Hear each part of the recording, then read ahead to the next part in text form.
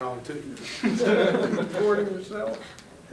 No, I'm recording what you're saying. I know what I'm gonna say. I'm gonna see what you're gonna say. I'm not sure I can talk, but Begin with an opening statement, then take questions. You know, Larry's an old friend. He played at OU about the time I did, a little after me. But he's familiar with OU and Marshall at times when I played and Mike played. So it's good seeing him. He's got a young ball club. And he's a great coach. And one of the most wins in a career as anybody in the country. So hats off to him and good luck for him. I thought first half we came out flat. Somebody said, what'd you say to him at half? So maybe I'm taking a question away from you, but I told him I didn't give a pep talk. It was more of a warning. And we got back to playing. And I think Coach Duhon said it best when he put up the game plan. He said, each game you establish the brand, who you are. What is it you do? And you build on that brand throughout the year.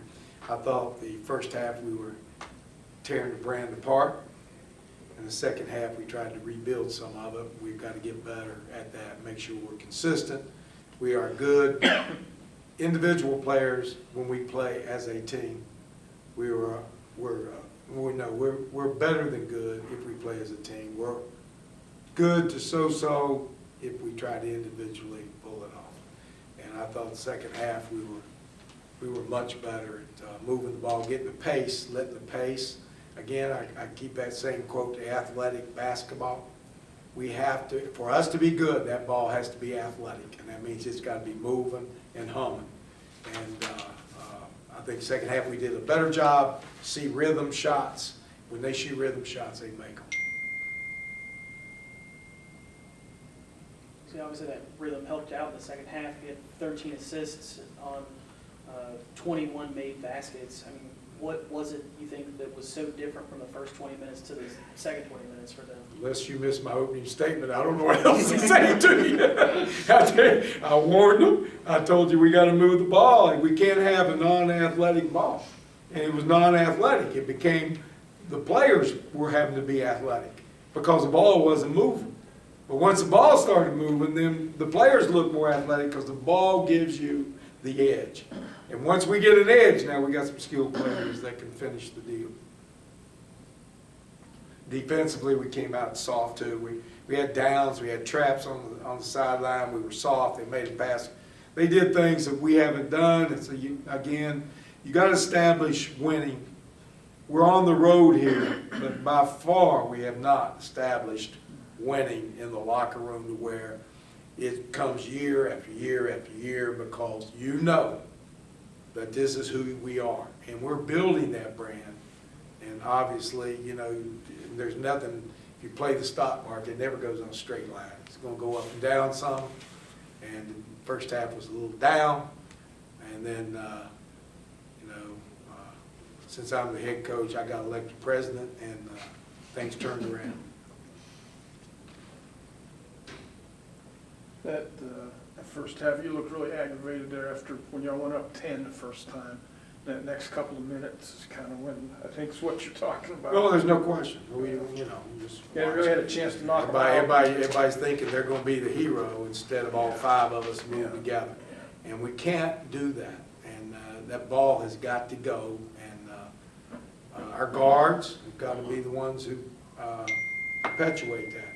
And I thought, we started sticking a little bit. So we had a little come to meeting, shoot up a flare, and then ball starts moving. We look pretty good all of a sudden.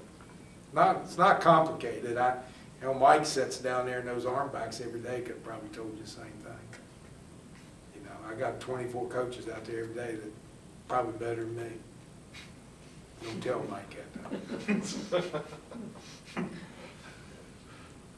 Teams been getting to the free throw line a lot these last two games. 62 attempts in the last two, and you made 51 of them.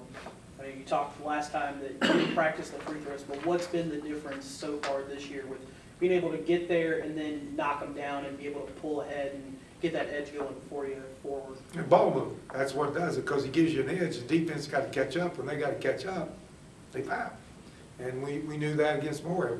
We thought for sure, you know, we could get that done if we just press them up through there. Because if we move quickly, the ball will get you an edge. And then now what we do is we teach it every day about take advantage of that. So I think, you know, that's the reason last year, you know, love James, he's a great player, and he can do it individually. Sometimes because he can do it individually, it slows the other four down.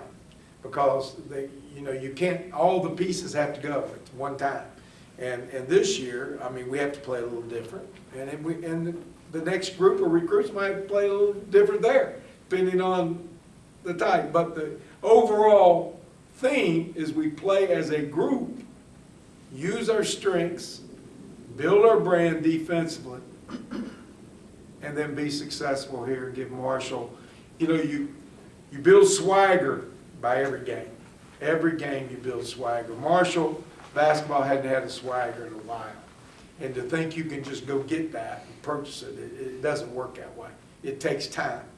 And then once that swagger gets in here, it was like my high school when I took over Soxton High School. It never won, ever. Never beat Myrtle Beach, ever. We got beat 4 times by Myrtle Beach first year. They were 35, 30, 26, 5. The next year, we must have beat them 30 points and we won by 2. I mean, we beat them, we outplayed them 30 points, we won by 2. After we won that game, next game, we probably should have lost, we beat them 20. Now, all it is just swagger and confidence and being able to develop that. It just takes time to do that. And hopefully this will be a step that they see that we play like we're supposed to, that we're a very good basketball team. Anything else? Allison, is he injured or something? Oh, you know what? Everybody has an alarm clock. Coach's That's all I can decision? tell you. Coach's decision? You know, I have an alarm clock, you got one too. You know, so when you're supposed to go somewhere, you're supposed to go somewhere. When you're supposed to be somewhere, you're supposed to be somewhere.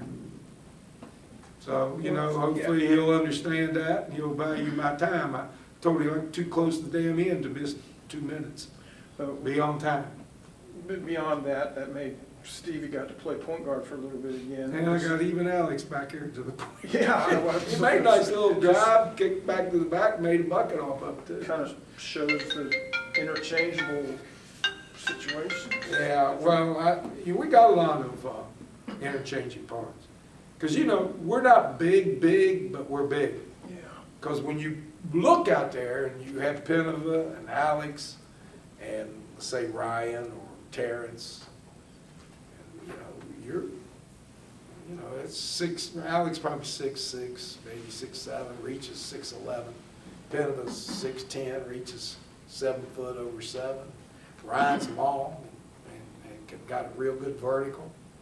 So, you know, even in Loop, 6'4", you know, Steve and John are not little guards. They look little, but they're 6'3". And Stevie's athletic, so, you know, it's not a big team standard-wise, but it's not a little team. And so there's a lot of interchangeable parts. Anything else? Thanks, Coach. All right, thank you.